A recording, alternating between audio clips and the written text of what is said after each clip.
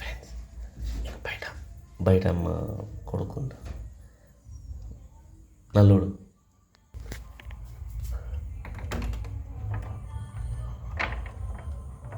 చూసారా friends? Hi friends, చూసారా? లోపలికి వస్తారంటే వస్తే వీళ్ళిద్దరితో పరిశాన్ ఉంటారు ఫ్రెండ్స్. ఇంకా వీళ్ళిద్దరు వచ్చి వాటిని చిరాస్తుంటాడు.